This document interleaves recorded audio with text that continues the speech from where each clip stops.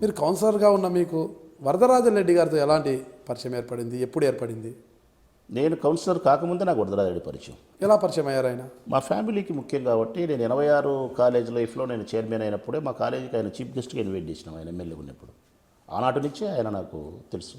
మా ఫ్యామిలీకి ముఖ్యం కాబట్టి వరదరాజరెడ్డి తెలుసు. ఫ్రమ్ ద బిగినింగ్ మేము వరదరాజరెడ్డికి ఫాలోవర్సే. మా మేనమామ గారు. అంటే మీ రాజకీయ గురైన వరదరాజన్ రెడ్డి గారు ప్రొద్దుటూరులో దాదాపు 5 పర్యాయాలు ఎమ్మెల్యేగా పనిచేశారు. అప్పట్లో 5 పర్యాయాలు ఆయన ఎమ్మెల్యే అయినప్పటికీ ఆయన విజయం వెనుక మీ పాత్ర ఎలా ఉండేది? ఆయన వరుసగా 1, 2, 3 సార్లు ఎన్నికైనప్పుడు నా పాత్ర లేదు. మా కుటుంబ సభ్యుల పాత్ర ఉండేది. 4వసారి 5వసారి ఎన్నికైనప్పుడు నా పాత్ర ఉంది. చాలా క్రియాశీలకంగా ఉండేది. అంటే వరదరాజన్ రెడ్డి గారు ఒకసారి టీడీపీ నుంచి కూడా పోటీ చేశారు. అంటే 85 ఆ ప్రాంతంలో టీడీపీ కూడా పోటీ చేశారు. ఫస్ట్ టీడీపీ నుంచి పోటీ చేసినప్పుడు కూడా మీరు ఆయన వెనకాలే ఉన్నారా? అంత అప్పుడు ఇంకా పరిచయం కాలేదా? అప్పుడు నేను కాలేజీలో చదువుకుంటున్నాను. నేను లేను.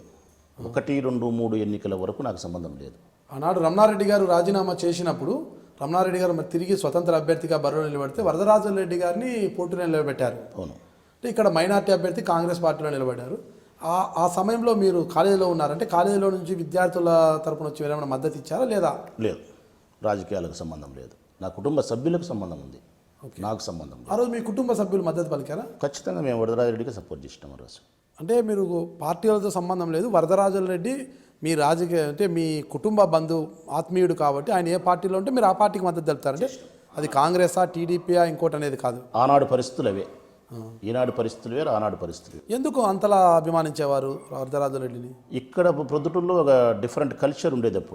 అప్పుడు పార్టీల కంటే కూడా వ్యక్తిగతమైనటువంటి ఆరాధన కానీ, ఇక్కడ ఉన్నటువంటి ఫ్యాక్షనిజం కానీ, ప్రాబ్లమ్స్ కానీ, ఇద్దరు వ్యక్తుల మధ్య జరిగే పోరాటం కానీ, గొడవలు కానీ, ఈ కారణాలు అన్ని చేత వ్యక్తి ప్రకారమే ప్రయాణం చేయాల్సిన పరిస్థితి ఉంది. కానీ పార్టీ ప్రకారం ప్రయాణం చేసే పరిస్థితి ఆనాటికి చాలామందికి లేదు.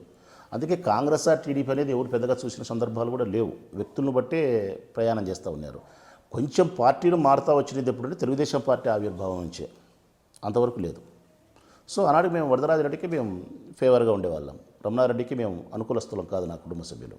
అసలు వరదరాజుల రెడ్డికి మీ కుటుంబంతో ఎలాంటి సంబంధం, ఎప్పుడు సంబంధం ఏర్పడింది, ఎందుకు ఏర్పడింది? అంటే ఆయన చూసి ఆయన పొలిటీషియను, మీది నాన్ పొలిటికల్ బ్యాక్గ్రౌండ్ మీద? కాదు. మా మేనమామ గారు రాజకీయ కుటుంబమే కదా. మీ మేనమామ గారి ద్వారా వరదరాజన్ రెడ్డితో మీ కుటుంబ సంబంధాలు ఏర్పడింది. అంతే. అది మీ మేనమామ గారు మృతి చెందిన తర్వాత కూడా అవి అట్లే కొనసాగించారు మీ కుటుంబం అంతా కూడా. అంతే. ఆయన గుర్తింపుగా అంతే అవి అట్లే కొనసాగుతూ వచ్చాయి. ఎస్.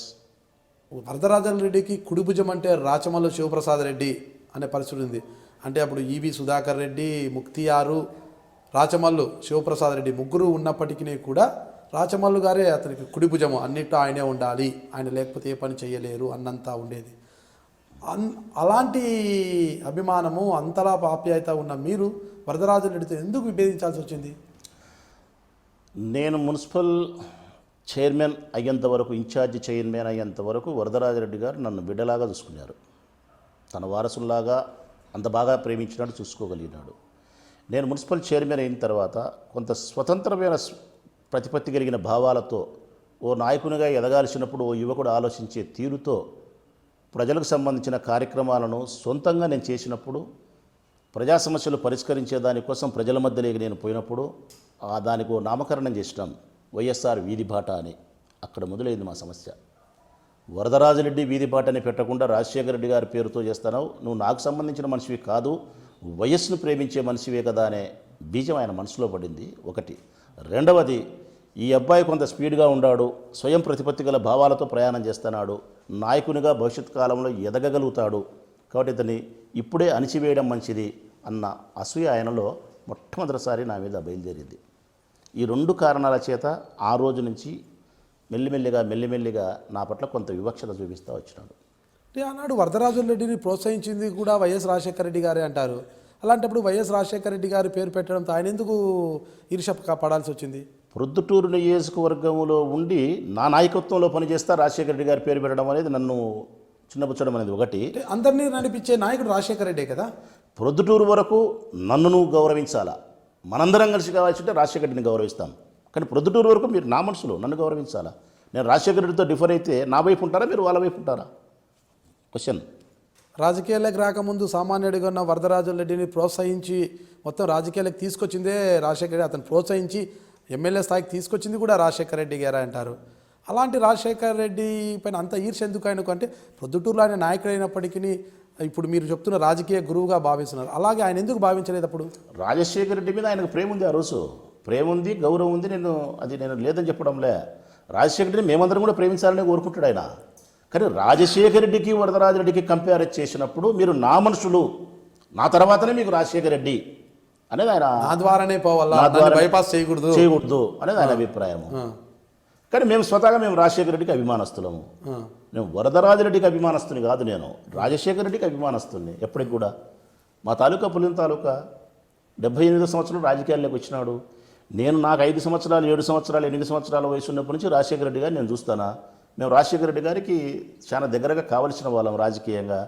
విజయమ్మ గారు మాకు బంధువు. అన్ని రకాలుగా ఆ కుటుంబానికి మేము వెల్విషర్స్, ఒక గ్రామానికి సంబంధించిన నాయకులము. సో ఆనాటి నుంచి నా పిల్లప్పటి నుంచి రాజశేఖర్ని చూసేవాడిని. మా ఇంటికి వచ్చినప్పుడు తీసుకుపోయి కాఫీ ఎన్నోసార్లు ఆయనకు మా ఇంట్లో మా అమ్మగారు ఇస్తే తీసుకుపోయి ఇచ్చేవాళ్ళం, మా అబ్బగారు అని చెప్తే.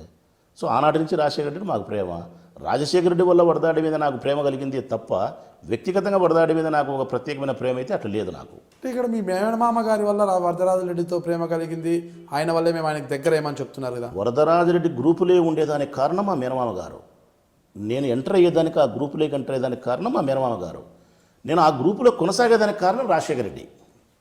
రాజశేఖర రెడ్డికి వ్యతిరేకం వరదరాజరెడ్డి అంటే నేను ఆ గ్రూపులో అప్పుడు కూడా ఉండను. నేను ఆనాడు టీడీపీ నుంచి 1985లో టీడీపీ నుంచి బరిలో నిలిచిన వరదరాజరెడ్డి మళ్ళీ కాంగ్రెస్లోకి ఎప్పుడు వచ్చారు? ఒక్క టర్మే ఆయన ఉండే తెలుగుదేశంలో. తర్వాత రాజశేఖర రెడ్డి పార్టీలోకి వచ్చేసినాడు. 1980 తర్వాత రాజశేఖర రెడ్డి ఒక్క టర్మే ఆయన ఉండడం తెలుగుదేశంలో. తర్వాత కాంగ్రెస్ 2, 3, 4, 5 వరుసగా గెలిచిన 4 పర్యాయాలు కాంగ్రెస్ పార్టీ మీద గెలిచినాడు. ఒక్క పర్యాయం మాత్రం ఆయన గెలిచింది. అయితే అప్పటికి మీరు ఆయన మాట వినుకోకుండా రాజశేఖర రెడ్డి గారి పేరు పెట్టడంతో మీ మీద అలిగి ముక్తియార్ని నెత్తిన పెట్టుకున్నారు, ఆయనకే పెద్దపీట వేస్తూ వచ్చినారు, అది మీరు భరించలేకపోయారు అన్నది కూడా ఒక వాదన ఉంది. దానికి ఏమంటారు? ముక్తియారుకు పెద్దపీట వేసినారు కాబట్టి నేను భరించలేకపోయాననేది అవాస్తవం. నన్ను సరిగా గౌరవించలేకపోయినప్పుడు నేను బాధపడినాననేది నిజం.